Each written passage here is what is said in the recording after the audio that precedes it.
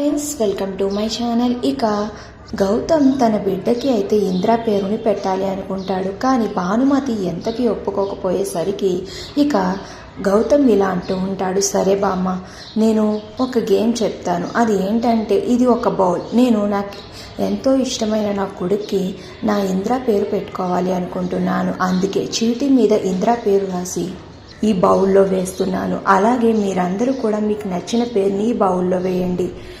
ఇందులో ఏ పేరైతే వస్తుందో ముహూర్తం టయానికి కరెక్ట్గా ఒక చీటీ తీద్దాం, అందులో ఉన్న పేరుని మాత్రమే బాబుకు పెడదాం అని అయితే గౌతమ్ చెప్తూ ఉంటాడు.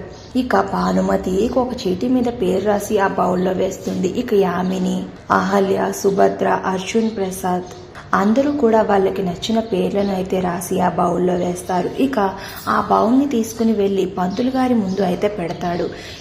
ఇక అహల్య అయితే, దేవుడా, నిన్ను ఎంతగానో వేడుకుంటున్నాను, నా బిడ్డకి ఇంద్రగారి పేరే పెట్టాలి, నువ్వు కరుణించు దేవుడా అని దేవుణ్ణి వేడుకుంటూ ఉంటుంది. మరో పక్కన భానుమతి అయితే, దేవుడా, ఆ ఇంద్ర పేరు ఖచ్చితంగా రాకూడదు, నేను పెట్టిన పేరే రావాలి, నా మనవడికి నాకు ఇష్టమైన పేరే ఉండాలి అని అయితే దేవుణ్ణి వేడుకుంటూ ఉంటుంది భానుమతి.